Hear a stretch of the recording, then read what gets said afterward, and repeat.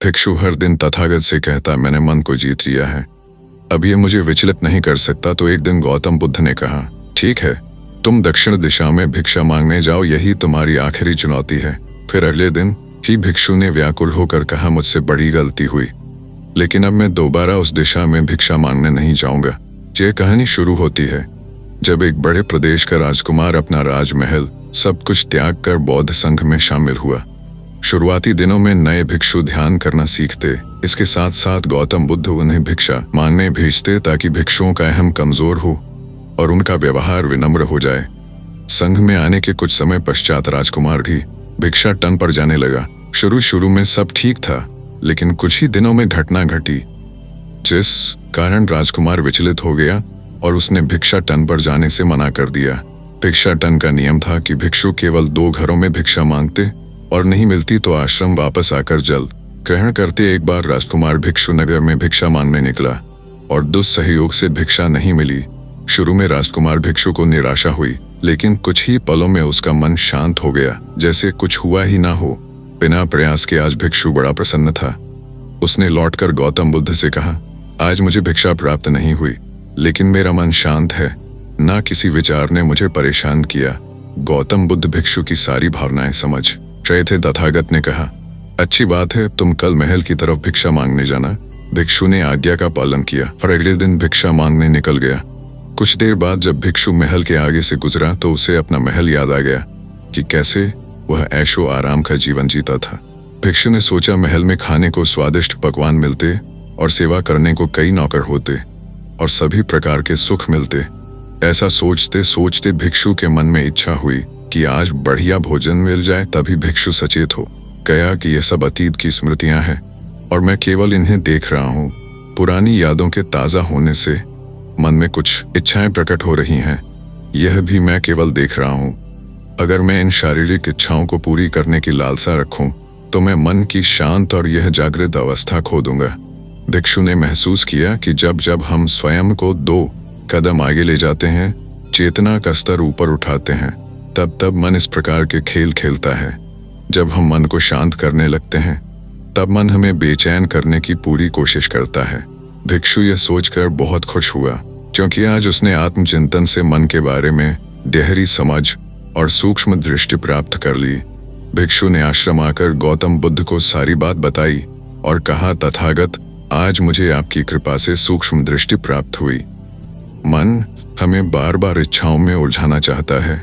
महल को देखकर मुझे भी पुराने सुखों का स्मरण हो आया, लेकिन आज भी विचार मुझे छू नहीं पाए। गौतम बुद्ध ने कहा, अच्छी बात है, कल नगर की दक्षिण दिशा में जाना, वहां एक हवेली है, वहां मन और विचारों पर उपदेश देकर आना। भिक्षु बहुत खुश हुआ। आज वो जल्दी जल्दी चल रहा था क्योंकि वो उपदेश देने जा रहा था। पर दोस्तों, इस बार की यात्रा भिक्षु पर भारी पड़ने वाली थी। कुछ ही देर में भिक्षु हवेली पहुंचा और भिक्षा के लिए आवाज लगाई। आवाज सुनकर एक सुंदर युवती बाहर आई। भिक्षु ने सोचा कि इस युवती की सुंदरता को देखकर मेरे मन में कोई विचार नहीं आना चाहिए, क्योंकि मेरा यहाँ आने का प्रयोजन तो इसको उपदेश देना है। युवती ने भिक्षु उपदेश देना है। युवती ने भिक्षु को प्रणाम किया और कहा, आइए पहले भोजन ग्रहण कीजिए। भिक्षु ने भोजन किया, फिर सोचा कि उपदेश देने से पहले थोड़ा आराम कर लेता तो अच्छा होता। भिक्षु यह सब सोच ही रहा था। इसी बीच युवती ने कहा, श्रीमान, आपने अभी अभी अन्न ग्रहण किया है, अब थोड़ा आराम कर लीजिए, फिर उपदेश शुरू करना। यह सुनते ही भिक्षु सतर्क हो गया। जो योजना वह मन में बना रहा था, जो महिला वह सब बिन बदाए करती जा रही थी। भिक्षु ने सोचा, यह सब संयोग है, यहाँ लोग भोजन के बाद आराम करते होंगे। फिर भिक्षु आराम करने लेट गया और विचार करने लगा कि महिला कितनी समझदार है और इसकी सुंदरता बेजोड़ है। अगर मैं राजकुमार होता तो ऐसी ही स्त्री के साथ विवाह करता। भिक्षु के मन में ऐसे ही कुछ विचार चल रहे थे। इतने में युवती फिर से आई और बोली, अगर आप राजकुमार होते तो मुझे उपदेश कैसे रहते भिक्षु जी, आप तो मुझे उपदेश देने आए थे ना। युवती का इतना कहते ही भिक्षु को स्पष्ट हो गया कि युवती तो मन पढ़ सकती है। भिक्षु घबरा गया और हाथ जोड़कर पूछा, क्या आप मेरा मन पढ़ सकती हैं? युवती ने कहा, क्षमा कीजिए, ध्यान करते करते मेरा मन शांत हो गया है, इसलिए बड़ी आसानी से मुझे दूसरों के विचार अपने आप महसूस हो जाते हैं, उनकी भावनाएं समझ आ जाती हैं। जब भिक्षु ने सुना तो उसके पैरों तले जमीन सरक गई। फिर बिना कुछ बोले भिक्षु तत्काल आश्रम की ओर चल पड़ा। रास्ते में चलते हुए भिक्षु का दिमाग फटा जा रहा था। उसकी बेचैनी बढ़ गई थी। भिक्षु खुद को कोसने लगा कि मेरे मन में युवती के लिए ऐसे विचार क्यों आ रहे थे। उसने मेरे बारे में क्या सोचा होगा? अगर यह बात लोगों को पता चलेगी तो लोग भिक्षुओं और संघ के बारे में क्या सोचेंगे? आज भिक्षु बहुत लज्जत महसूस कर रहा था और वह थोड़ी ही देर में आश्रम पहुंच गया। जब भिक्षु गौतम बुद्ध के सामने पहुंचा तो तथागत ने देखा कि उसके चेहरे की रौनक जा चुकी है। दोनों कंधे झुके हुए थे। भिक्षु ने बुद्ध से कहा, अब मैं कभी भिक्षा के लिए नहीं जाऊंगा। तथागत ने कहा, पहले आराम से बैठो। फिर मुझे बताओ कि तुम्हारी चाल में इतनी थकान क्यों है? आज तुम्हारे चेहरे पर तेज की जगह दलानी की भावना क्यों है? भिक्षु ने सारी बात बताई और कहा, मैं सब कुछ जानते हुए भी महिला की सुंदरता के बारे में और अन्य चीजों के बारे में सोच रहा था। मैं मन से पूरी तरह हार गया। अब मैं कभी उस दिशा में नहीं जा पाऊंगा। मैंने बौद्ध संघ का भारी अपमान किया है। गौतम बुद्ध ने कहा, सबसे पहली बात, परेशानी को बढ़ा चढ़ाकर मत सोचो। अगर कुछ बुरा हो जाए तो एकदम से यह मत सोचो कि सब खत्म हो गया। बिना सोचे निष्कर्ष पर मत जाओ। दूसरी बात, ध्यान दो कि कहीं तुम नकारात्मक विचारों के साथ अतिशयोक्ति करने वाले शब्दों का प्रयोग तो नहीं कर रहे। जैसे मैं हमेशा हारता हूँ, जीवन में कुछ नहीं बचा। मैं मन से पूरी तरह हार गया, मेरे साथ कोई नहीं है। क्योंकि ऐसा करने से मन अति भावुक और विचलित हो जाता है और नकारात्मक विचारों के चक्र में फंसा रहता है। तथागत के शब्दों से राजकुमार भिक्षु के मन को सांत्वना मिली। भिक्षु ने पूछा, अगर मैंने अपने मन को जीत तो फिर मन ने मुझे परेशान क्यों किया? गौतम बुद्ध ने कहा, सबसे पहले यह समझो कि विचार पैदा कैसे होते हैं। पहले बाहर कुछ हुआ, फिर उस घटना के प्रति अंतर्मन ने प्रतिक्रिया की। इस कारण शरीर में भावना या सनसनी पैदा हुई। फिर इस सेंसेशन या फीलिंग के प्रति तुम्हारे सचेत मन ने यानी कॉन्शियस माइंड ने प्रतिक्रिया की। इस आखिरी स्टेप को हम विचार कहते हैं। भिक्षु ने पूछा, हमको परेशान करने की विचारों में इतनी शक्ति आती कहाँ से है? गौतम बुद्ध कहते हैं कि हम खुद विचारों को यह शक्ति प्रदान करते हैं। जब आप जजमेंट और सही गलत के टैग लगाकर विचारों को देखते हो तो उनके प्रति रिएक्ट करने लगते हो। एक विचार के साथ अन्य विचार भी सोचने लगते, और जब तक आप खुद को जज करोगे तब तक मन आपको नीचा दिखाकर हावी होता रहेगा। भिक्षु ने पूछा, फिर मन शांत कैसे होगा? गौतम बुद्ध ने कहा, अगर विचार है तो शरीर में भावना भी महसूस हो रही है, क्योंकि हर विचार भावना के साथ प्रकट होता है। अगर आप अश्लील विचार महसूस कर रहे हो तो इसका मतलब है कि शरीर में एक भावना यानी सेंसेशंस भी महसूस हो रहे हैं और फिर आप उसके बारे में सोच रहे हो या रिएक्ट कर रहे हो। और इसी बात में मन को शांत करने का तरीका छपा है। हर विचार को देखना कठिन है क्योंकि विचारों का वेग तेज है, लेकिन शरीर में महसूस हो रही भावना यानी सेंसेशंस को देखना आसान है क्योंकि यह देर तक बनी रहती हैं। अगर इन्हें बिना जजमेंट के सही गलत का मतलब लगाए सिर्फ देखा जाए तो ये गायब भी हो जाती हैं। तब मन के पीछे जो शांति है वो प्रकट होती है और उस शांति में एहसास होता है कि मन हमारा कुछ नहीं बिगाड़ सकता। हमारा अंतर्मन कैसे ठीक होता है? नॉन जजमेंट से अगर हम किसी भी इंसान या घटना या फिर अपने मन को बिना जजमेंट के देखते हैं तो मन के साथ साथ मन अपने आप स्वस्थ और शांत होने लगता है। अगर तुमने मात्र यह देखा होता है कि इस औरत के प्रति विचार केवल मेरे अंतर्मन के रिएक्शन के कारण है और ये मैं केवल देख रहा हूँ, मन में बहुत कुछ चल रहा है, लेकिन मैं सांस के प्रति सचेत हूँ, मैं शरीर में होने वाली प्रतिक्रिया को देख रहा हूँ, तब भी तुम सचेत होकर दृष्टा भाव में लौट आते। मन के पीछे जो शांति तक वह हमारी सबसे बड़ी ताकत है। हम बड़ी आसानी से विचारों को शांत कर सकते हैं और एक दिन ये जान सकते हैं कि किसी भी प्रकार का विचार चिंता असल में इस शांति को पार नहीं कर सकता। हम हमेशा विचारों से अछूते हैं। गौतम बुद्ध कहते हैं, तुम याद रखो, विचार तुमसे हैं, तुम विचारों से नहीं। तुम हमेशा ही अपने विचारों से शक्तिशाली हो, अपने डरों और चिंताओं से शक्तिशाली हो। अब तुम अगले 7 दिन युवती के घर भिक्षा मांगने जाओगे और ध्यान रखना, अपने विचारों को जज मत करना। अच्छे बुरे विचार केवल तुम्हारा द्वार खटखटाते हैं। तुम केवल इतना याद रखना कि तुम वह शांति हो जिसमें सब प्रकट हो रहा है। अगले दिन भिक्षु पूरे मार्ग जागृत होकर चला। महिला के घर जाने से पहले थोड़ी घबराहट हुई, लेकिन भिक्षु दृष्टा भाव में बना रहा। विचारों को शरीर में उठ रही भावनाओं को, डरों को, गिल्ट को, सबको बस देखता रहा। जब वापस लौटा तो वह पूरी तरह शांत था। आज उसमें मैंने मन को जीत लिया है। यह अहंकार भी नहीं था। आज उसने सही मायनों में मन को पार कर लिया था। मित्रों, आपने भी देखा होगा कि पूजा पाठ करने वाले लोगों की जिंदगी बुरे काम करने वालों की तुलना में काफी कठिन होती है। यह आपने निश्चित रूप से सोचा होगा। इसलिए चलिए आपको इसका रहस्य बताते हैं।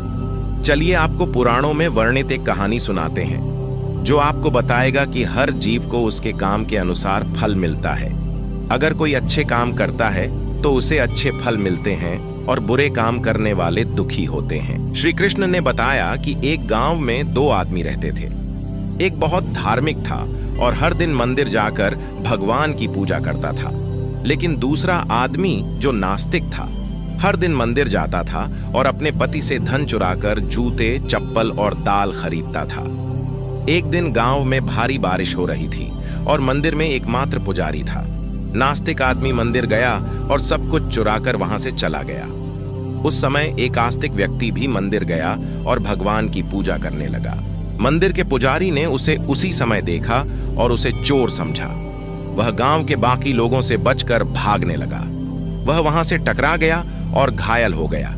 मंदिर में चोरी करने वाला व्यक्ति आस्तिक को मिला। कल्प बीतने पर भी करोड़ पाप कर्म से नष्ट नहीं होते। जब दोनों मर गए, आस्तिक व्यक्ति ने यमराज से पूछा कि उसके साथ ऐसा क्यों हुआ। यमराज ने कहा कि अगर तुम पर झूठा आरोप लगाया गया तो तुम मर जाओगे, लेकिन तुमने अच्छे काम किए तो बच जाओगे। यमराज ने कहा कि उसके भाग्य में एक राजा बनना लिखा था, लेकिन उसने अपने पापों के कारण वह सिर्फ एक छोटे से चोर बन गया। मित्रों, शास्त्रों में कहा गया है कि पाप कर्म के बिना भोगे गए करोड़ों का नाश नहीं होता। अगर कोई पाप करता है तो आज वह खुश हो सकता है, लेकिन कभी कभी उसे अपने पाप का फल भुगतना पड़ेगा। यह भी एक कहानी है कि एक बहुत पापी व्यक्ति एक रास्ते से जा रहा था और उसे बहुत सारा सोना मिल गया। उसी रास्ते से एक अच्छे आदमी जा रहा था। उसे एक कांटा लग गया और वह जमीन पर गिर गया। उस स्थान पर कुछ लोगों ने सोचा कि यह बहुत गलत हुआ और दोनों आदमियों की कुंडली ले जाकर एक पंडित को दिखाई। पंडित ने कहा कि पापी व्यक्ति का भाग्य राजा बनना था, लेकिन उसके पाप के कारण अब उसे सिर्फ इतना सोना मिला है। उस भले और धर्मात्मा व्यक्ति के जीवन का आज आखिरी दिन था, लेकिन उसके अच्छे कर्मों की वजह से वह बच गया। क्या बुरे कामों से बच सकते हैं? शास्त्रों में कहा गया है कि हर व्यक्ति को अपने अच्छे और बुरे कामों का परिणाम भुगतना होगा। नेक कामों से अच्छे फल मिलते हैं और बुरे कामों से बुरे फल मिलते हैं। हमें अच्छे और बुरे दोनों कामों का परिणाम भोगना होगा। भगवान श्री कृष्ण ने भगवत गीता में कहा कि कर्म की गति को समझना आसान नहीं है। इसका अर्थ यह है कि यह समझना बहुत मुश्किल है कि किस जन्म में हमने क्या किया है और उसका क्या फल मिलेगा। यह संभव है कि आपने हजारों जन्मों पहले किया होगा, जिस पाप के कारण आज आपको इतना बुरा हुआ है। इसके अलावा आप शायद अनजाने में कुछ गलत किया हो जिसके बारे में आपको पता नहीं है। क्या धोखा देकर किए गए पापों का परिणाम मिलता है? कर्म का सिद्धांत सटीक नहीं है। चाहे आप जानबूझकर करें या अनजाने में, अगर आप कुछ गलत करते हैं तो आपको उसका फल अवश्य मिलेगा। शास्त्र कहते हैं कि अगर आप अचानक आग को छुए तो आपका हाथ जलेगा ही। शास्त्रों में कई कहानियां हैं जो बताती हैं कि अनजाने में किए गए पाप का फल भी लोगों को मिला है। पांडवों के पिता महाराज पांडु की एक कहानी है कि उन्होंने एक हिरण को तीर मार दिया था। वे उस समय नहीं जानते थे कि एक ऋषि ने हिरण का रूप लिया था और उनको श्राप दे दिया था, जिसके कारण वे बाद में मर गए। सहस्त्रों के अनुसार क्षत्रिय राजाओं को शिकार करने की अनुमति थी और हिरण को मारना कोई पाप नहीं था, लेकिन पांडु को पता नहीं था कि वे एक ऋषि थे, इसलिए उन्हें इतना बुरा श्राप मिला कि वे मर गए। पाप से बचने के लिए क्या करें? श्रीमद् भगवत गीता में भगवान कहते हैं कि कर्म और उसके फलों को समझना बहुत कठिन है, लेकिन प्रत्येक व्यक्ति अपने कर्मों के फल अवश्य प्राप्त करता है। श्रीमद् भगवत गीता के अध्याय 18 में भगवान श्री कृष्ण ने कहा कि सभी धर्मों को छोड़कर मेरी शरण में आओ और मैं तुम्हें सभी पापों से मुक्त कर दूंगा। आपको धन्यवाद। भिक्षु हर दिन तथागत से कहता, मैंने मन को जीत लिया है, अब यह मुझे विचलित नहीं कर सकता। तो एक दिन गौतम बुद्ध ने कहा, ठीक है, तुम दक्षिण दिशा में भिक्षा मांगने जाओ, यही तुम्हारी आखिरी चुनौती है। फिर अगले दिन ही भिक्षु ने व्याकुल होकर कहा, मुझसे बड़ी गलती हुई, लेकिन अब मैं दोबारा उस दिशा में भिक्षा मांगने नहीं जाऊंगा। यह कहानी शुरू होती है जब एक बड़े प्रदेश का राजकुमार अपना राजमहल सब कुछ त्याग कर बौद्ध संघ में शामिल हुआ। शुरुआती दिनों में नए भिक्षु ध्यान करना सीखते, इसके साथ साथ गौतम बुद्ध उन्हें भिक्षा मांगने भेजते ताकि भिक्षुओं का अहम कमजोर हो और उनका व्यवहार विनम्र हो जाए। संघ में आने के कुछ समय पश्चात राजकुमार भी भिक्षाटन पर जाने लगा। शुरू शुरू में सब ठीक था, लेकिन कुछ ही दिनों में घटना घटी जिस कारण राजकुमार विचलित हो गया और उसने भिक्षाटन पर जाने से मना कर दिया। भिक्षाटन का नियम था कि भिक्षु केवल 2 घरों में भिक्षा मांगते और नहीं मिलती तो आश्रम वापस आकर जल ग्रहण करते। एक बार राजकुमार भिक्षु नगर में भिक्षा मांगने निकला और दुस्सहयोग से भिक्षा नहीं मिली। शुरू में राजकुमार भिक्षु को निराशा हुई, लेकिन कुछ ही पलों में उसका मन शांत हो गया, जैसे कुछ हुआ ही ना हो। बिना प्रयास के आज भिक्षु बड़ा प्रसन्न था। उसने लौटकर गौतम बुद्ध से कहा, आज मुझे भिक्षा प्राप्त नहीं हुई, लेकिन मेरा मन शांत है, न किसी विचार ने मुझे परेशान किया। गौतम बुद्ध भिक्षु की सारी भावनाएं समझ रहे थे। तथागत ने कहा, अच्छी बात है, अब तुम कल महल की तरफ भिक्षा मांगने जाना। भिक्षु ने आज्ञा का पालन किया और अगले दिन भिक्षा मांगने निकल गया। कुछ देर बाद जब भिक्षु महल के आगे से गुजरा तो उसे अपना महल याद आ गया कि कैसे वह ऐशो आराम का जीवन जीता था। भिक्षु ने सोचा, महल में खाने को स्वादिष्ट पकवान मिलते और सेवा करने को कई नौकर होते और सभी प्रकार के सुख मिलते। ऐसा सोचते सोचते भिक्षु के मन में इच्छा हुई कि आज बढ़िया भोजन मिल जाए। तभी भिक्षु सचेत हो गया कि यह सब अतीत की स्मृतियां हैं और मैं केवल इन्हें देख रहा हूं। पुरानी यादों के ताजा होने से मन में कुछ इच्छाएं प्रकट हो रही हैं, यह भी मैं केवल देख रहा हूं। अगर मैं इन शारीरिक इच्छाओं को पूरी करने की लालसा रखूं तो मैं मन की शांत और यह जागृत अवस्था खो दूंगा।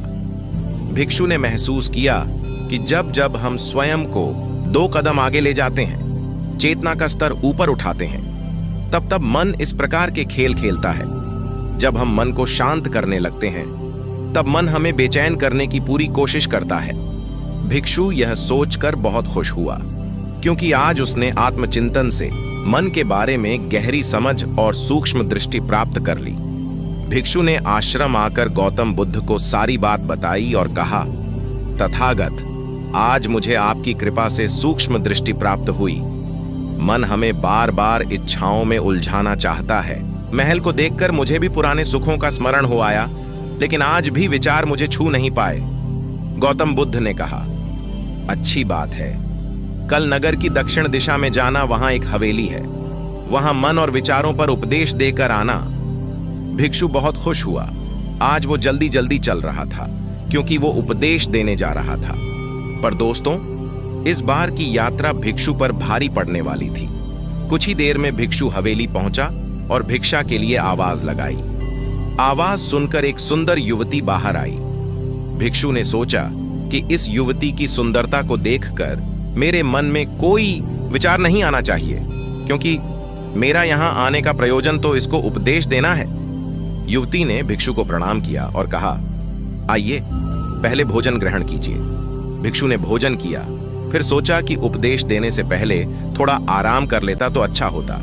भिक्षु यह सब सोच ही रहा था। इसी बीच युवती ने कहा, श्रीमान, आपने अभी अभी अन्न ग्रहण किया है, अब थोड़ा आराम कर लीजिए, फिर उपदेश शुरू करना। यह सुनते ही भिक्षु सतर्क हो गया। जो योजना वह मन में बना रहा था, यह महिला वह सब बिन बताए करती जा रही थी। भिक्षु ने सोचा, यह सब संयोग है, यहां लोग भोजन के बाद आराम करते होंगे। फिर भिक्षु आराम करने लेट गया और विचार करने लगा कि महिला कितनी समझदार है और इसकी सुंदरता बेजोड़ है। अगर मैं राजकुमार होता तो ऐसी ही स्त्री के साथ विवाह करता। भिक्षु के मन में ऐसे ही कुछ विचार चल रहे थे।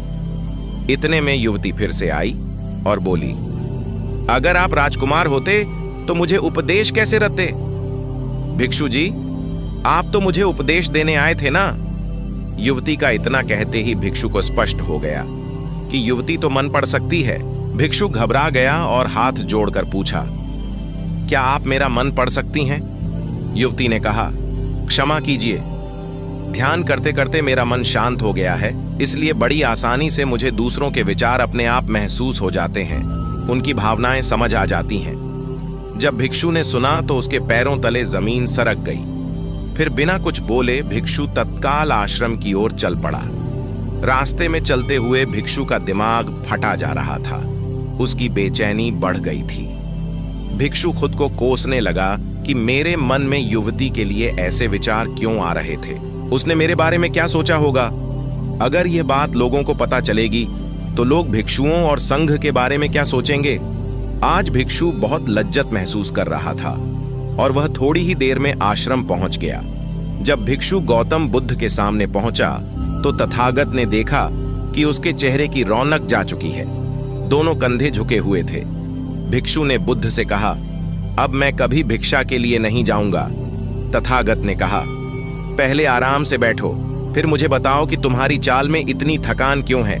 आज तुम्हारे चेहरे पर तेज की जगह ग्लानि की भावना क्यों है?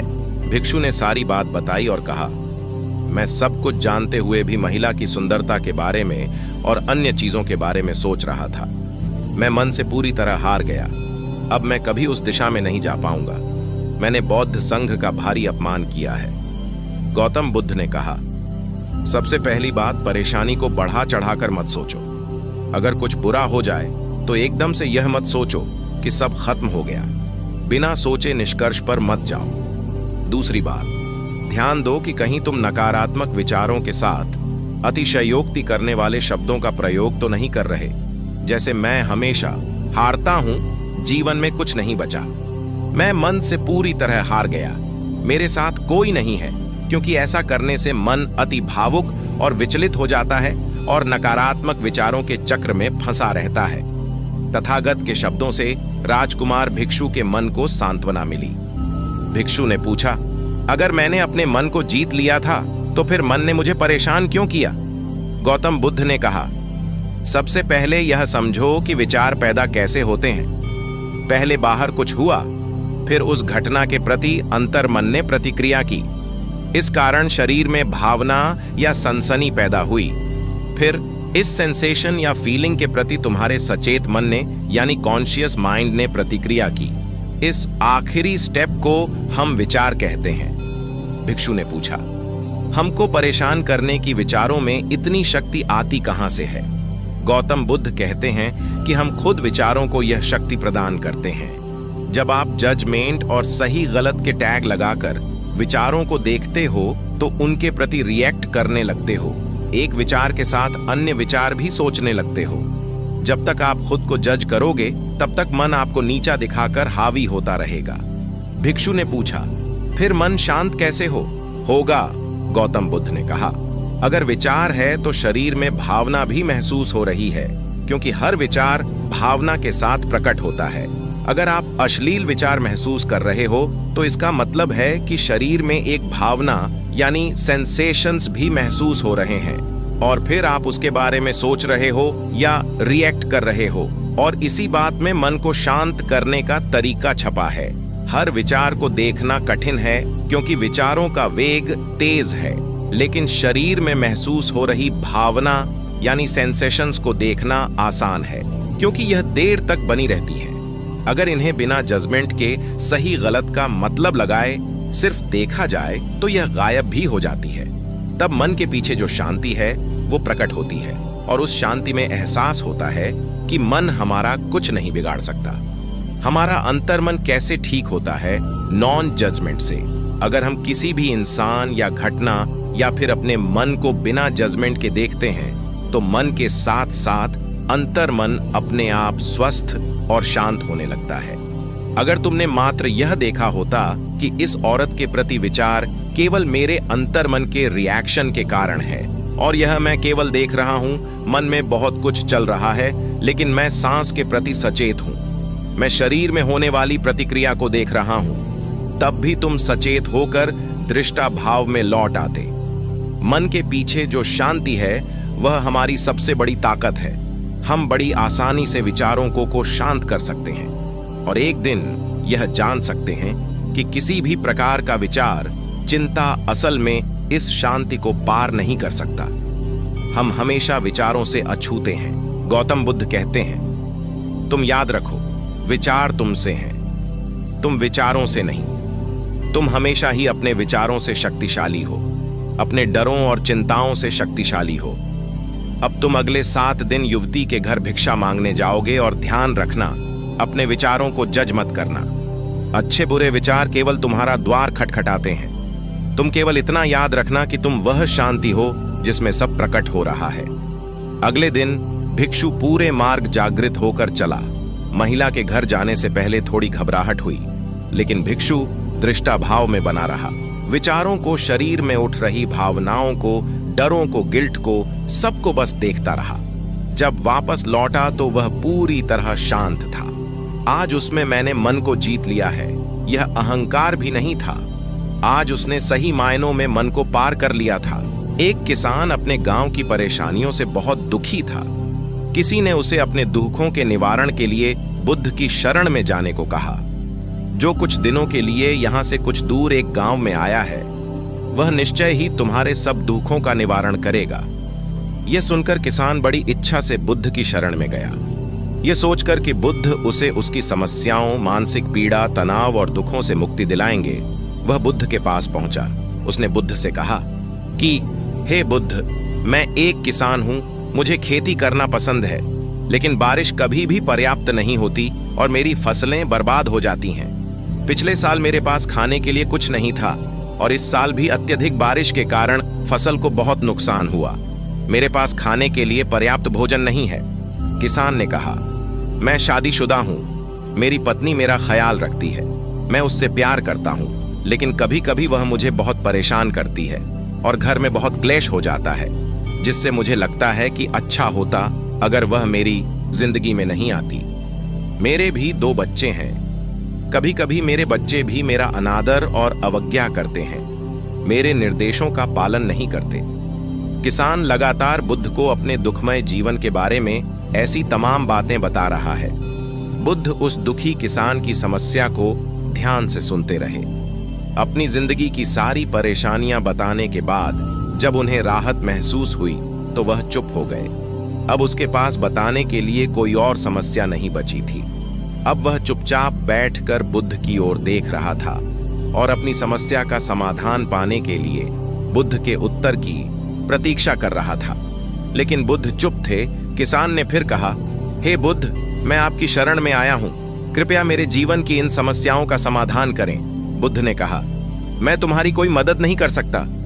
किसान आश्चर्यचकित होकर बोला, अरे ये आप क्या कह रहे हैं? सब कहते हैं कि आप सबके दुख दूर कर देते हैं, तो क्या तुम मेरी समस्याएं हल नहीं करोगे? इसलिए कि मैं एक गरीब किसान हूं, बुद्ध ने कहा। मुश्किलें हर किसी के जीवन में आती हैं। जीवन में दुख और परेशानियां आना स्वाभाविक है।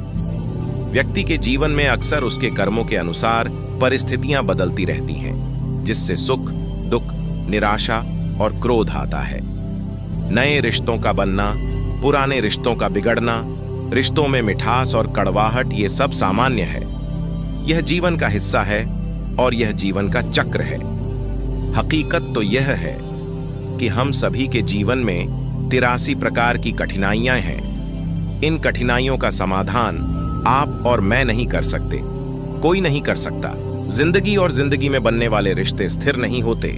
एक दिन रिश्तेदार भी चले जाएंगे और जिंदगी भी खत्म हो जाएगी। लेकिन ये समस्याएं वैसे ही रहेंगी जैसे आज आपकी जिंदगी में हैं और कल किसी और की जिंदगी में होंगी। इस पर किसान अपना नियंत्रण खो देता है और क्रोधित हो जाता है और ऊंची आवाज में बुद्ध से कहता है कि हर कोई कहता है कि तुम्हें एक महात्मा, एक सिद्ध पुरुष, एक प्रबुद्ध व्यक्ति होना चाहिए। मैं इस विश्वास के साथ यहाँ आया हूँ कि आप मेरी मदद करेंगे। यदि आप मेरी समस्याएं हल नहीं कर सकते तो मेरा यहाँ आना व्यर्थ था। हर कोई झूठ बोलता है कि वे समस्याओं का समाधान करते हैं। आपने मेरी एक भी समस्या का समाधान नहीं किया। तुमसे अच्छे तो वह महात्मा हैं जो 2 वर्ष पहले मेरे घर आए थे। उन्होंने मेरे लिए यज्ञ कराया, दान दक्षिणा दिलवाई और मेरे मन को असीम शांति मिली। कुछ सुख भी बढ़े और कुछ दुख भी कम हुए, लेकिन तुमने मेरी कोई भी समस्या हल नहीं की। तुमने मुझे सीधे तौर पर मना कर दिया। बुद्ध ने कहा, क्या वह सब करने से जीवन के सारे दुख समाप्त हो गए? इतना कुछ करने के बाद भी अब आप इतने परेशान क्यों हैं? अब आप पहले से भी ज्यादा दुखों से घिर गए हैं। तात्पर्य यह है कि जीवन में दुख कभी समाप्त नहीं होते। किसान बोला, तो क्या मैं मान लूं कि तुम मेरी मदद नहीं कर सकते? यदि आप ऐसी छोटी छोटी बातों का समाधान नहीं कर सकते तो आपके उपदेशों का क्या लाभ? बुद्ध ने कहा, मैं तुम्हारी 84वीं समस्या का समाधान तो नहीं कर सकता, लेकिन हाँ, मैं तुम्हारी 84वीं समस्या का समाधान अवश्य कर सकता हूं। किसान आश्चर्यचकित हो गया और बोला, 84वीं समस्या क्या है बुद्ध? बुद्ध ने कहा, यानी कि तुम अपने जीवन में कोई समस्या नहीं चाहते। आपकी सारी समस्याएं इसी समस्या के कारण उत्पन्न हुई हैं। यदि आप इस तथ्य को स्वीकार कर लें कि जीवन में समस्याएं मौजूद हैं और समस्याएं जीवन का हिस्सा हैं, तो आप जीवन की समस्याओं से विचलित नहीं हो पाएंगे। आप जीवन में आने वाली समस्याओं से विचलित हो जाते हैं क्योंकि आपको लगता है कि आप दुनिया के सबसे दुखी व्यक्ति हैं, जबकि सच्चाई यह है कि हर किसी को अपना दुख सबसे ज्यादा महसूस होता है। लेकिन जिस दिन आप यह समझने लगेंगे कि मेरा कष्ट अन्य लोगों की तुलना में बहुत कम है, उस दिन से कोई भी दुहक आप पर प्रभाव नहीं डाल पाएगा। जब तक आप नहीं चाहेंगे कि आपके जीवन में कोई परेशानी न आए और आप हर दुख दर्द से बचे रहें, तो यह संभव नहीं है। ऐसे में छोटा सा दर्द भी आपको बेचैन कर देगा और आपकी मानसिक शांति भंग कर देगा। अगर आपके जीवन से परेशानियां पूरी तरह से दूर हो जाएं, अगर आपको हर दिन हर पल बिना दुख और कठिनाइयों के जीवन जीने को मिलेगा, तो आप ज्यादा दिन तक ऐसा नहीं जी पाएंगे। एक समय आएगा जब आप हर दिन एक ही तरह की जिंदगी जीने से पूरी तरह से तंग आ जाएंगे और ऊब जाएंगे, क्योंकि जीवन में किसी भी चीज की अधिकता जीवन के लिए भयानक समस्याएं पैदा करती है। आरामदायक जीवन जीने से आप मन और शरीर दोनों से विकलांग हो जाएंगे। तो ऐसे जीवन का क्या फायदा जो बाद में आपको नर्क जैसा जीवन जीने पर मजबूर कर दे? जिस तरह खाना खाने का असली आनंद तभी मिलता है जब बहुत भूख लगी हो, और पानी पीने का असली मजा तभी आता है जब बहुत प्यास लगती है, उसी तरह जीवन के तमाम दुखों और परेशानियों को झेलने के बाद ही खुशी का आनंद मिलता है। इसीलिए जीवन में सुख और दुख अलग अलग रूप में आते रहते हैं। हम चाहकर भी जीवन से सुख दुख को खत्म नहीं कर सकते, लेकिन उनसे इतना ऊपर जरूर उठ सकते हैं कि कोई भी बड़ी समस्या मन को विचलित न कर सके। इसके लिए अपने मन को शक्तिशाली बनाएं, धैर्य रखें, प्रतिदिन आध्यात्म का ध्यान करें, ज्ञान बढ़ाओ। यह आपके जीवन की सभी समस्याओं का समाधान है।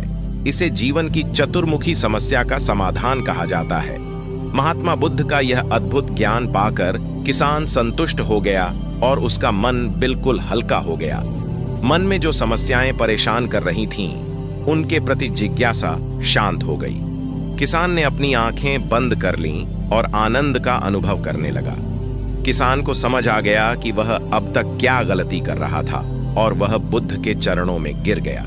तो दोस्तों, मुझे उम्मीद है कि महात्मा बुद्ध की इस कहानी बुद्ध प्रेरणादायक के माध्यम से आपके जीवन की कई समस्याएं समाप्त हो गई होंगी या कुछ समस्याओं का समाधान मिल गया होगा। आदमी कितना जीता है? 70 या 80 साल। बहुत अच्छी सेहत हुई तो 100 साल। इन 100 वर्षों में वह प्रारंभिक 25 वर्ष तो खुद को समझने और करियर बनाने में ही लगा देता होगा। अगले 25 वर्ष वह गृहस्थ जीवन के संघर्ष में गवा देता होगा और अंत में सोचता होगा कि अब जिया जाए, या शायद सोचता होगा कि अब सुकून से जीना चाहता हूँ। हालांकि यह सोच काल और परिस्थिति के अनुसार सभी की अलग अलग हो सकती है। आजकल जीवन प्रबंधन के बारे में भी बहुत सुनने को मिलता है, लेकिन कितने लोग हैं जो अपने जीवन का प्रबंधन कर सकते हैं? क्या सचमुच जीवन प्रबंधन करने के बाद जीवन वैसे ही चलता है? हालांकि उपरोक्त कही गई सभी बातें व्यर्थ हैं।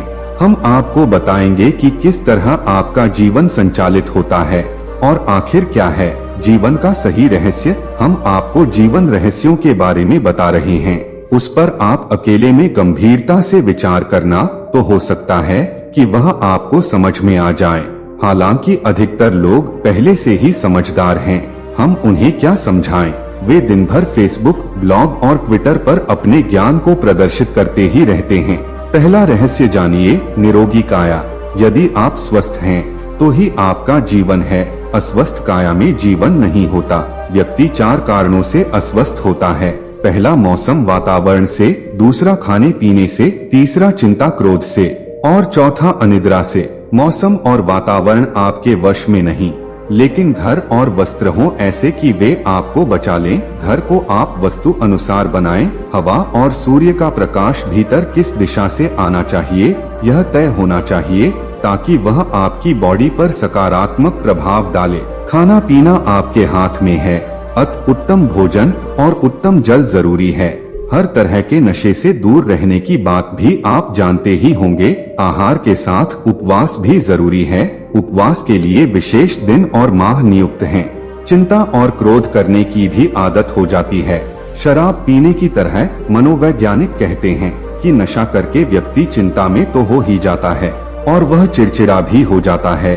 ये दोनों आदतें आपके शरीर को जल्द से जल्द बूढ़ा बना देंगी और साथ ही आप अपने परिवार को भी खो देंगे।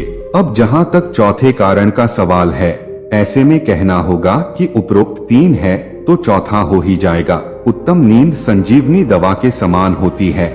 मानसिक द्वंद्व, चिंता, दुख, शोक, अनावश्यक बहस, अनावश्यक विचार आदि सभी से श्वासों की गति अनियंत्रित हो जाती है, जिसके चलते नींद उड़ जाती है। इससे मुक्ति का सरल उपाय है प्राणायाम और ध्यान। हालांकि आप और कुछ भी कर सकते हैं।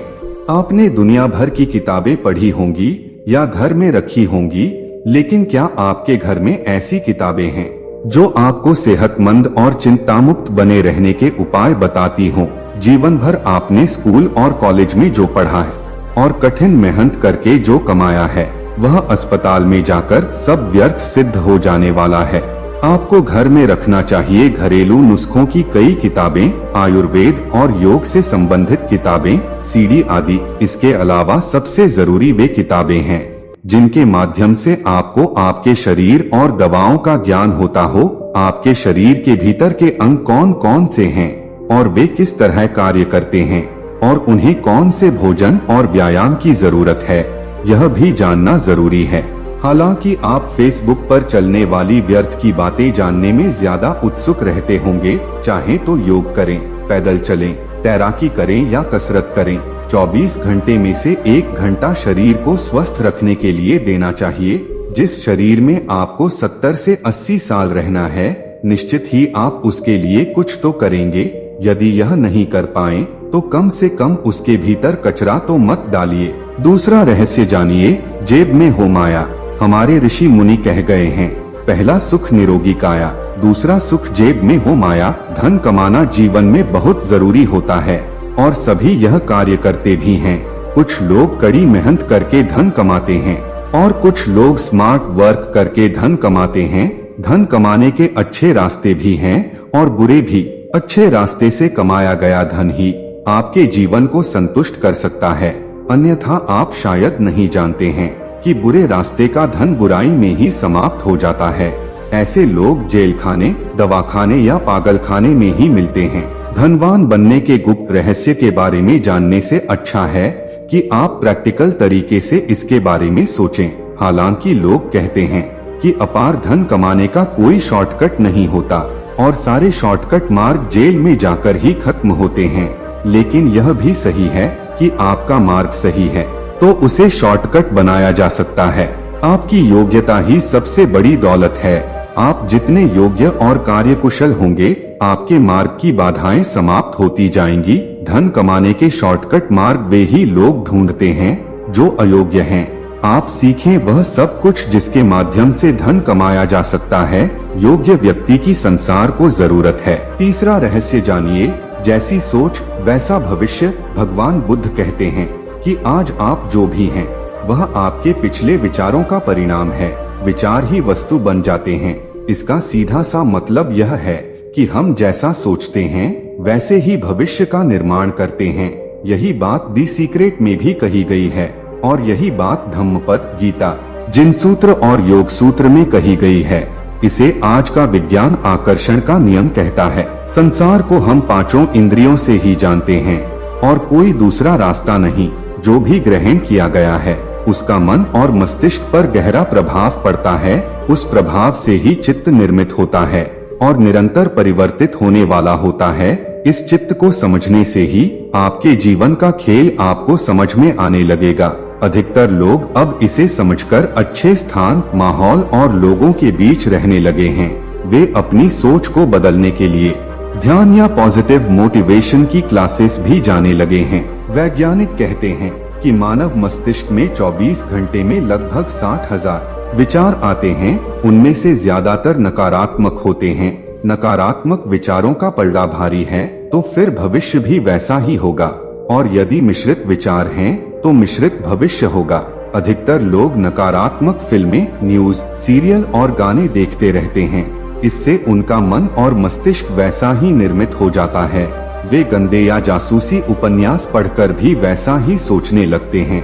आजकल तो इंटरनेट है जहां हर तरह की नकारात्मक चीजें ढूंढी जा सकती हैं। न्यूज चैनल दिन भर नकारात्मक खबरें ही दिखाते रहते हैं, जिन्हें देखकर सामूहिक रूप से समाज का मन और मस्तिष्क खराब होता रहता है। चौथा रहस्य जानिए, जैसी मति वैसी गति। 3 अवस्थाएं हैं, 1 जागृत, 2 स्वप्न और 3 सुषुप्ति है। उक्त 3 तरह की अवस्थाओं के अलावा हमने और किसी प्रकार की अवस्था को नहीं जाना है। जगत 3 स्तरों वाला है। 1 स्थूल जगत जिसकी अनुभूति जागृत अवस्था में होती है, दूसरा सूक्ष्म जगत जिसका हम स्वप्न में अनुभव करते हैं, तथा तीसरा कारण जगत जिसकी अनुभूति सुषुप्ति में होती है। उक्त तीनों अवस्थाओं में विचार और भाव निरंतर चलते रहते हैं। जो विचार धीरे धीरे जाने अनजाने दृढ़ होने लगते हैं और वे धारणा का रूप धर लेते हैं। चित्त के लिए अभी कोई वैज्ञानिक शब्द नहीं है, लेकिन मान लीजिए कि आपका मन ही आपके लिए जिन्न बन जाता है और वह आपके बस में नहीं है। तब आप क्या करेंगे? धारणा बन गए विचार ही आपके स्वप्न का हिस्सा बन जाते हैं। आप जानते ही हैं कि स्वप्न तो स्वप्न ही होते हैं, उनका हकीकत से कोई वास्ता नहीं। फिर भी आप वहाँ उस काल्पनिक दुनिया में उपस्थित होते हैं। इसी तरह बचपन में यदि यह सीखा है कि आत्मा मरने के बाद स्वर्ग या नर्क में जाती है और आज भी आप यही मानते हैं, तो आप निश्चित ही एक काल्पनिक स्वर्ग या नर्क में पहुंच जाएंगे। यदि आपके मन में यह धारणा बैठ गई है कि मरने के बाद व्यक्ति कयामत तक कब्र में ही लेटा रहता है, तो आपके साथ वैसा ही होगा। हर धर्म आपको एक अलग धारणा से ग्रसित कर देता है, हालांकि यह तो एक उदाहरण भर है। धर्म आपके चित्त को एक जगह बांधने के लिए निरंतर कुछ पढ़ने या प्रार्थना करने के लिए कहता है, ताकि आप समूह के आकर्षण में बंधकर उसे ही सच मानने लगो। वैज्ञानिकों ने आपके मस्तिष्क की सोच, कल्पना और आपके स्वप्न पर कई तरह के प्रयोग करके जाना है कि आप हजारों तरह की झूठी धारणाओं, भय, आशंकाओं आदि से ग्रसित रहते हैं, जो कि आपके जीवन के लिए जहर की तरह कार्य करते हैं। वैज्ञानिक कहते हैं कि भय के कारण नकारात्मक विचार बहुत तेजी से मस्तिष्क में घर बना लेते हैं और फिर इनको निकालना बहुत ही मुश्किल होता है। 5वां रहस्य जानिए, जाति स्मरण। हालांकि यह एक ऐसी बात है जिस पर आप ध्यान न भी देंगे तो भी आपके जीवन पर कोई प्रभाव नहीं पड़ने वाला है, लेकिन ऐसी भी जानकारी होना चाहिए, इसीलिए इसे यहाँ बताया जा रहा है। हमारा संपूर्ण जीवन स्मृति विस्मृति के चक्र में फंसा रहता है। आप खुद या दूसरों को भी यादों के माध्यम से ही जान पाते हो। उम्र के साथ स्मृति का घटना शुरू होता है, जो कि एक प्राकृतिक प्रक्रिया है। अगले जन्म की तैयारी के लिए यदि मोह माया या राग द्वेष ज्यादा है तो समझो स्मृतियां भी मजबूत हो सकती हैं। व्यक्ति स्मृति मुक्त तभी होता है जबकि प्रकृति उसे दूसरा गर्भ उपलब्ध कराती है। लेकिन पिछले जन्म की सभी स्मृतियां बीज रूप में कारण शरीर के चित्त में संग्रहित रहती हैं। विस्मृति या भूलना इसलिए जरूरी होता है कि यह जीवन के अनेक क्लेशों से मुक्ति का उपाय है। कैसे जाने पूर्व जन्म को? योग में पूर्व जन्म ज्ञान सिद्धि योग के बारे में विस्तार से बताया गया है। इसे जाति स्मरण का प्रयोग भी कहा जाता है। इस योग की साधना करने से व्यक्ति को अपने अगले पिछले सारे जन्मों का ज्ञान होने लगता है। योग कहता है कि सर्वप्रथम चित्त को स्थिर करना आवश्यक है, तभी इस चित्त में बीज रूप में संग्रहित पिछले जन्मों का ज्ञान हो सकेगा। चित्त में स्थित संस्कारों पर संयम करने से ही पूर्व जन्म का ज्ञान होता है। चित्त को स्थिर करने के लिए सतत ध्यान क्रिया करना जरूरी है। ध्यान को जारी रखते हुए आप जब भी बिस्तर पर सोने जाएं, तब आंखें बंद करके उल्टे क्रम में अपनी दिनचर्या के घटनाक्रम को याद करें। जैसे सोने से पूर्व आप क्या कर रहे थे, फिर उससे पूर्व क्या कर रहे थे, तब इस तरह की स्मृतियों को सुबह उठने तक ले जाएं। दिनचर्या का क्रम सतत जारी रखते हुए मेमोरी रिवर्स को बढ़ाते जाएं। ध्यान के साथ इस जाति स्मरण का अभ्यास जारी रखने से कुछ माह बाद जहां मेमोरी पावर्स बढ़ेगा, वहीं नए नए अनुभवों के साथ पिछले जन्म को जानने का द्वार भी खुलने लगेगा। छठा रहस्य जानिए, स्वाध्याय। स्वाध्याय का अभ्यास आपको मनचाहा भविष्य देता है। स्वाध्याय का अर्थ है स्वयं का अध्ययन करना, अच्छे विचारों का अध्ययन करना और इस अध्ययन का अभ्यास करना।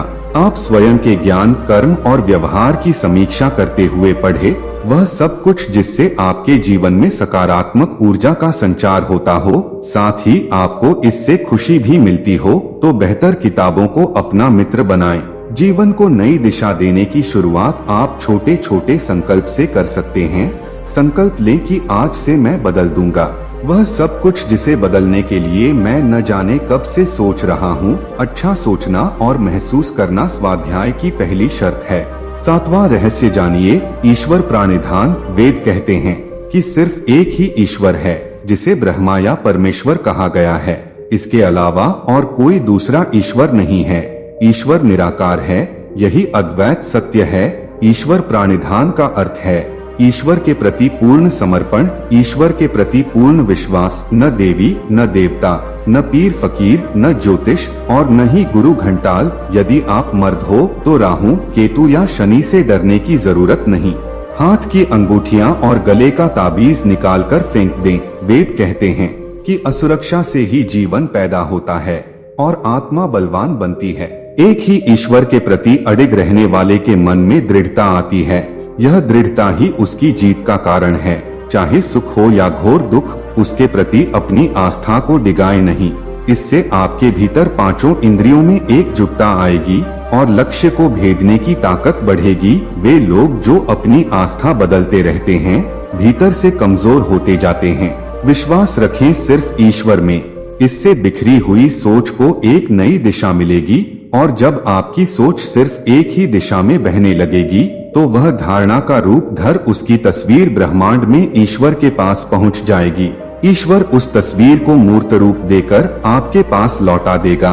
ब्रह्मांड में दूरस्थ स्थित ब्रह्मा ही सत्य है। आठवां रहस्य जानिए, अभ्यास करत करत अभ्यास के जरमती होत सुजा। रसरी आवत जात के सिल पर परत निशा।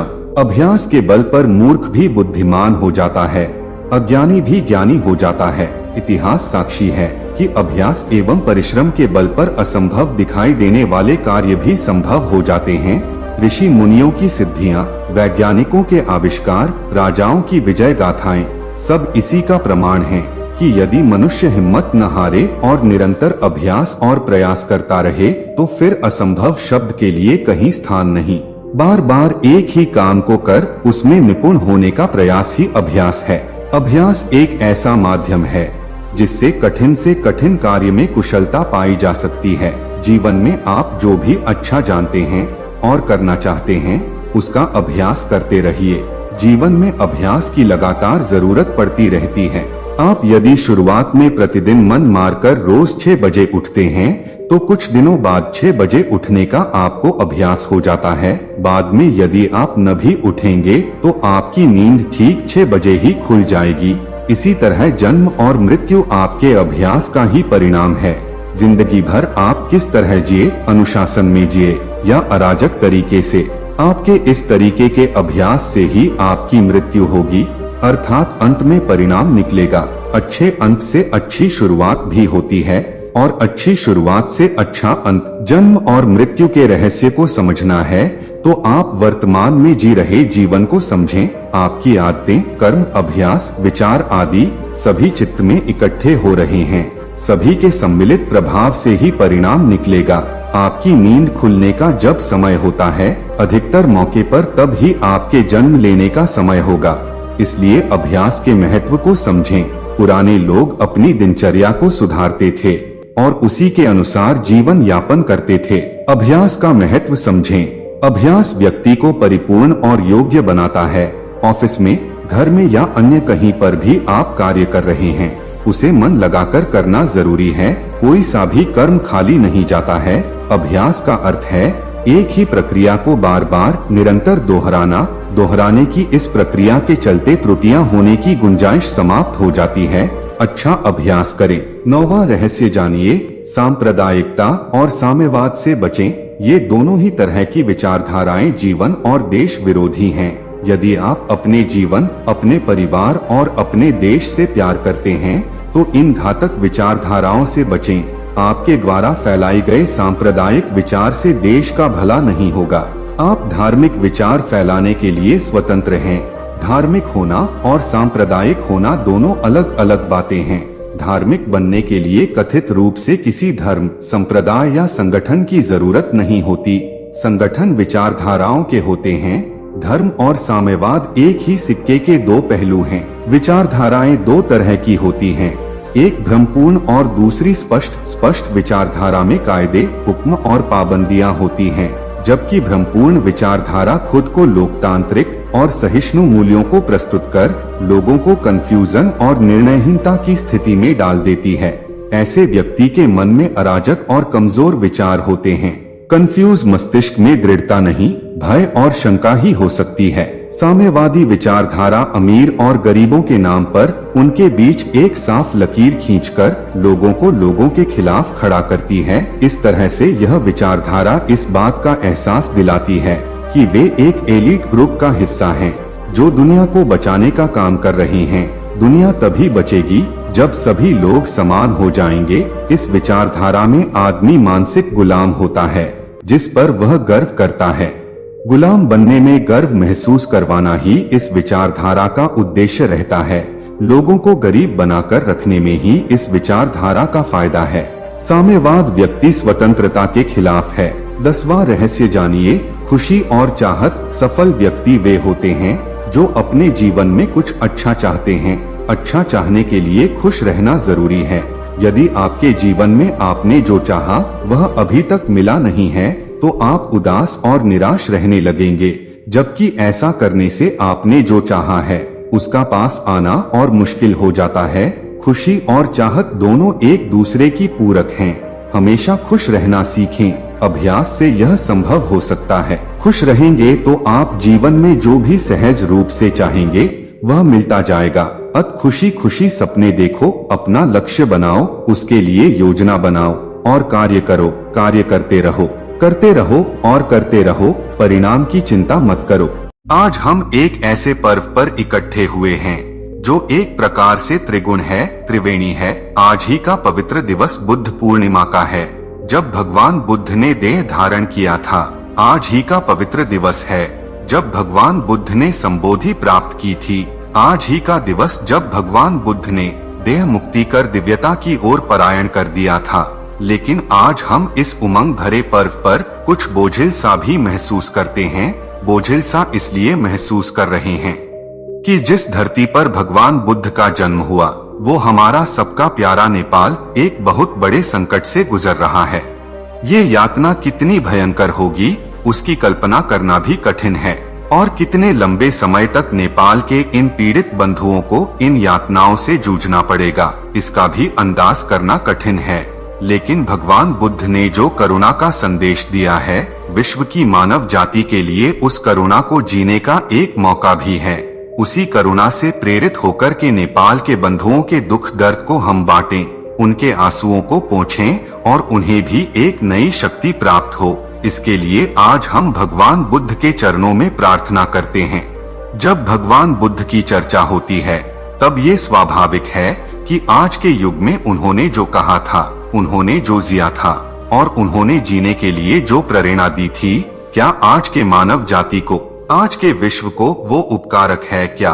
और हम देखिए तो जीवन का कोई भी विषय ऐसा नहीं जिसमें आज भी बुद्ध प्रस्तुत न हो। अगर युद्ध से मुक्ति पानी है तो बुद्ध के मार्ग से ही मिलती है। कभी कभार लोगों का भ्रम होता है कि सत्ता और वैभव समस्याओं का समाधान करने के लिए पूर्ण होती है, लेकिन भगवान बुद्ध का जीवन इस बात को नकारता है।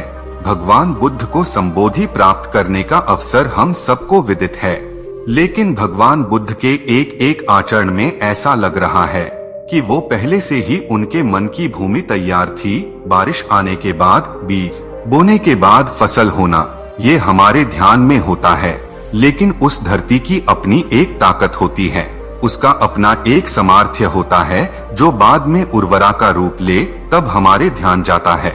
भगवान बुद्ध में लग रहा है कि जन्म काल से ही एक प्रकार से वो संबोधि को प्राप्त होकर के आए थे और विधिवत रूप से संबोधि प्राप्त करने का अवसर जो दुनिया की नजर में कोई और था। वरना क्या कारण था कि जो व्यक्ति स्वयं राज परिवार में पैदा हुआ हो, जो व्यक्ति स्वयं युद्ध विद्या में पारंगत हो, जो व्यक्ति जिसके पास अपार सत्ता हो, अपार संपत्ति हो, उसके बाद भी मानव कल्याण के लिए ये पूर्ण नहीं है, कुछ और आवश्यक है। इससे भी परे कुछ ताकत है और उस ताकत की ओर जाना अनिवार्य है। ये जब दृढ़ विश्वास भीतर होता है, कितना बड़ा कन्विक्शन होगा, कितना बड़ी करेज होगी कि पल भर में ये सब कुछ छोड़ देना, राज वैभव सत्ता पैसे सब कुछ छोड़ देना और निकल पड़ना। इन सब से भी ऊपर कोई शक्ति है जो मानव के काम आएगी, मानव कल्याण के काम आएगी। ये विचार छोटा नहीं है। जब भगवान बुद्ध की तरफ देखते हैं, एक सातत्य नजर आता है। भीतर की करुणा उनके रोम रोम में प्रतिबिंबित होती थी, प्रवाहित होती थी। बुद्ध जो कभी सिद्धार्थ के रूप में पल रहे थे, राजपाट के बीच पल रहे थे। सिद्धार्थ और देवव्रत दो भाई शिकार करने के लिए जाएं और बुद्ध के दर्शन वहीं हो जाते हैं कि जब शिकार करते समय देवव्रत के तीर से एक हंस मारा जाता है और सिद्धार्थ उसको बचाने के लिए अपना जीवन खपा देते हैं। उनके भाई शिकार करने के आनंद में मशगूल होना चाहते हैं और तब अपने सगे भाई के प्यार वगैरह सब छोड़ करके अपने सिद्धांतों का रास्ता बचपन में एक बच्चा पकड़ लेता है और कहता है कि नहीं, मारने नहीं दूंगा।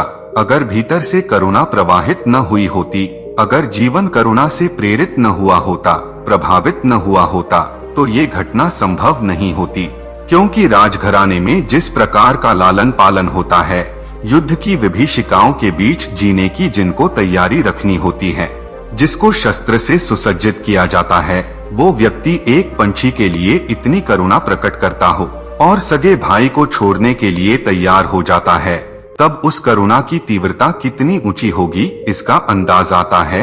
ये भाव ही तो है, यही तो ताकत है जो उसको राजपाट छोड़ने के लिए प्रेरित करती है। और जीवन का अंतकाल देखिए, करुणा की तीव्रता देखिए कि वे बाल्यकाल में राजघराने के जीवन में जीने के बाद भी करुणा को प्रकट करते हैं और जीवन के अंतकाल में कोई व्यक्ति अज्ञानवश उनके कान के अंदर कीलें ठोक देता है, तब भी स्वयं वेदना से पीड़ित थे, शरीर कराह रहा था। कान में कीलें ठोक देना कितनी बड़ी दर्दनाक पीड़ा होगी, इसका अंदाज कर सकते हैं। लेकिन तब भी वही करुणा प्रतिबिंबित होती है जो अपने सगे भाई के समय हुई थी। उस मारने वाले के प्रति भी वही करुणा प्रकट होती है।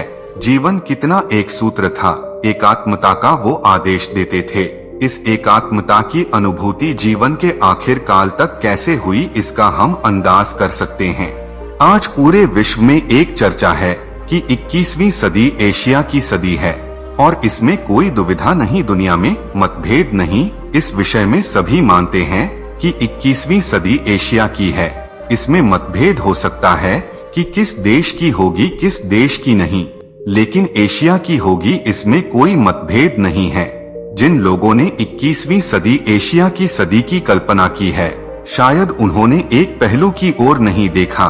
बुद्ध के बिना कभी एशिया की सदी 21वीं सदी नहीं बन सकती। बिना बुद्ध 21वीं सदी एशिया की सदी हो सकती है और बुद्ध ही है जो 21वीं सदी एशिया की सदी को विश्व में एक प्रेरणा का कारण बना सकते हैं। और वो प्रेरणा क्या है? विश्व संकटों से जूझ रहा है, एक दूसरे की मौत पर उतारू है, हिंसा अपनी चरम सीमा पर है, विश्व का भौतिक भूभाग रक्तरंजित है, तब करुणा का संदेश कहाँ से आएगा? मरने मारने की इस मानसिकता के बीच प्रेम का संदेश कौन दे पाएगा? और वो कौन ताकत है, कौन सी शख्सियत है जिसकी बात को दुनिया स्वीकारने के लिए तैयार होगी? तो जगह एक ही दिखती है, किनारा एक ही जगह पर नजर आता है, वो है बुद्ध। मानव जाति जिन संकटों से गुजर रही है, उसके लिए भी, विश्व को भी रास्ता दिखाने के लिए ये मार्ग है। अपने ही जीवन काल में कोई विचार इतना प्रभावी हो सकता है, क्या नहीं हो सकता है? दुनिया के ढेर सारे विचार प्रवाहों को हम देख लें, उस विचार के जनक के कार्यकाल में वो विचार न इतना फैला है, न इतना प्रचारित हुआ है। बाद में उनके शिष्यों के द्वारा फैला होगा, शासकीय व्यवस्थाओं के माध्यम से फैला होगा। लेकिन किसी व्यक्ति के जीते जी अगर वो कोई नाम है, तो एक ही नाम है पूरे विश्व में, वो है बुद्ध। विश्व के कितने बड़े भूभाग पर ये विचार प्रभाव पहुंच चुका है और जन सामान्य की प्रेरणा का, श्रद्धा का केंद्र बन चुका है। उस अर्थ में ये मानना होगा कि बुद्ध के साथ जितनी बातें जुड़ी हुई हैं, कभी कभार इस पहलू को देखते हैं तो लगता है कि बुद्ध ज्ञान मार्गी भी थे।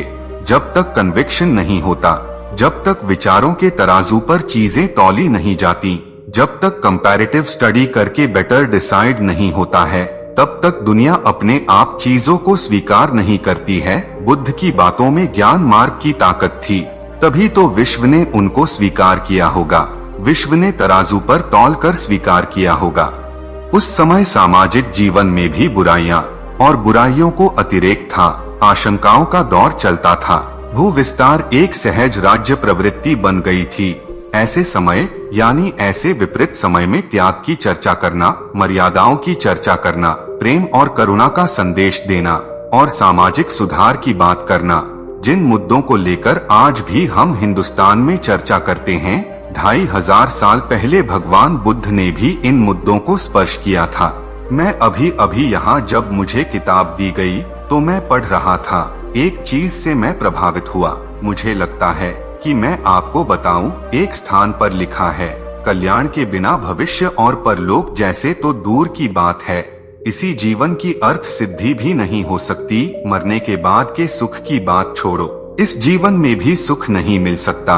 आगे कहा है, क्यों, कैसे? मजदूरी के अनुसार काम न करने वाला मजदूर और काम के अनुसार समय पर मजदूरी न देने वाला स्वामी, दोनों अपने ऐहिक अर्थ भी सिद्ध नहीं कर सकते हैं। दुनिया में जो लोग 1 मई मनाते हैं, 1 मई मनाते हैं, उन्होंने कभी कल्पना की होगी कि 2500 वर्ष पहले मजदूरों के संबंध में और मजदूर के संबंध में भगवान बुद्ध क्या विचार रखते थे? जाति प्रथा हो, ऊंच नीच का भाव हो, अच्छे बुरे की चर्चा हो, भगवान बुद्ध उस विषय में बड़े संवेदनशील थे और क्या चाहते थे। एक जगह पर उन्होंने कहा है, दूसरों से अपमानित अल्प ओजस्वी लोग महान ओजस्वी बने। क्या इच्छा है जो अपमानित होते हैं, अल्प ओजस्वी है, वे लोग महान ओजस्वी बने। और धूप, हवा या परिश्रम से पीड़ित कुरूप लोग सुदंड बने, मजदूरी करते करते पसीने से लथपथ रहते, जिनका चेहरा मोहरा मलिन हो गया है, वो चाहते हैं कि ये लोग सुधरें, यानी हर पल दलित, पीड़ित, शोषित, वंचित यही लोग उनके दिल के अंदर जगह बनाते रहें। आगे एक जगह पर कहते हैं, महिलाओं के गौरव की बात को किस ढंग से उन्होंने रखा है। आगे एक जगह पर कहते हैं, महिलाओं के गौरव की बात को किस ढंग से उन्होंने रखा है। विमेन एम्पावरमेंट की चर्चा कैसे की है, अपने तरीके से की है, युग युग के अनुरूप कही है। उन्होंने कहा है, इस लोक में जितनी स्त्रियां हैं, वे अगले जन्म में पुरुष बनेंगी। जिनको आज नीच जन्म वाला माना जाता है, वो अगले जन्म में उच्च जन्म धारण करेंगे। और आगे बड़ा महत्वपूर्ण कहते हैं, ये सब होने के बाद भी वे कभी अभिमान को प्राप्त न करेंगे। आप देखिए, मैं तो ऐसे ही बैठे बैठे देख रहा था, लेकिन समाज के तरफ देखने का उनका रवैया क्या था। समाज में परिवर्तन चाहते थे, एक एवोल्यूशन चाहते थे, एक उत्क्रांति चाहते थे। व्यक्ति का जीवन भी ऊर्ध्वगामी पर जाए, समाज व्यवस्था भी ऊर्ध्वगामी हो, ये उनका प्रयास था। बुद्ध का समयानुकूल संदेश ये ही था कि एकला परिणाम नहीं ला सकता है। वे संगठन के आग्रही थे और बाबा साहेब अम्बेडकर से भी यही मंत्र दुनिया को मिला है, संगठित होने का। और इसलिए जब भी बुद्ध की बात आती है तो बुद्धम शरणं गच्छामि, धम्म शरणं गच्छामि, संगम शरणं गच्छामि ये मंत्र बार बार हमारे सामने आते हैं संगठन की शक्ति को और इस रूप में।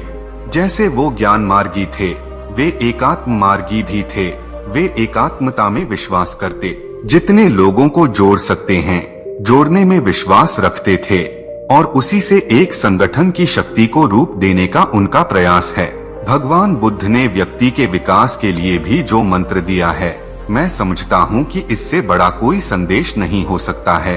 आज दुनिया की कितनी ही मैनेजमेंट की किताबें पढ़ लीजिए, व्यक्ति विकास के लिए कितनी ही लेक्चर, कितनी ही ग्रंथों को ऊपर नीचे कर लीजिए, मैं समझता हूँ कि बुद्ध का एक मंत्र इसके लिए काफी है। एक तराजू में व्यक्ति विकास के सारे विचार रख दीजिए, सारे ग्रंथ रख दीजिए, और दूसरे तराजू में भगवान बुद्ध का एक 3 शब्द का मंत्र रख दीजिए। मैं समझता हूँ तराजू बुद्ध की तरफ ही झुकेगा। वो क्या मंत्र था?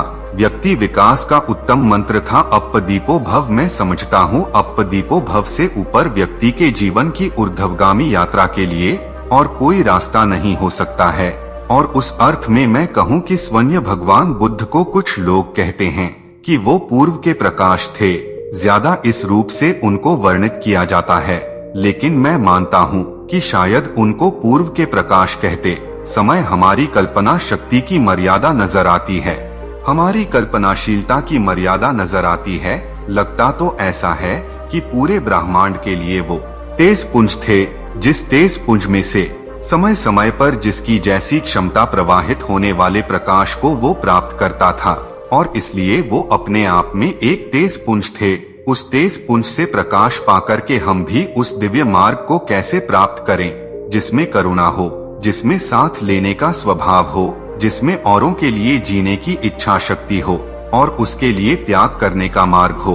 बुद्ध ने हमें ये जो रास्ते दिखाए हैं, उन रास्ता को लेकर के जब हम चलते हैं, तब भगवान बुद्ध ने अष्टांग की चर्चा की है, और मैं मानता हूँ कि अष्टांग के मार्ग को जाने बिना, पाए बिना बुद्ध को नहीं पा सकते हैं। और उस अष्टांग मार्ग में भगवान बुद्ध ने जो कहा है, एक समयक दृष्टि, दूसरा समयक संकल्प, तीसरा समयक वाणी, चौथा समयक आचरण, पांचवा समयक आजीविका, समयक प्रयत्न, समयक चेतना, समयक ध्यान, ये अष्ट मार्ग है। भगवान बुद्ध ने ये अष्ट मार्ग हमारे लिए सूचित किए हैं। आज भी यूनाइटेड नेशन अंतर्राष्ट्रीय योगा दिवस के लिए स्वीकृति देता है। दुनिया के 177 देश योगा दिवस को समर्थन करने के लिए, और यूएन के इतिहास में इस प्रकार के रेजोल्यूशन को इतना भारी समर्थन कभी पहले नहीं मिला है। इतने कम समय में कभी ऐसे विचार को स्वीकृति नहीं मिली है। पूरे यूएन के इतिहास में वो योग भी भोग से मुक्ति दिलाने का मार्ग है, और योग रोग से भी मुक्ति दिलाने का मार्ग है। और वही एक कदम आगे बढ़े तो ध्यान की ओर ले जाता है, जिसकी ओर जाने के लिए भगवान बुद्ध हमें प्रेरित करते हैं।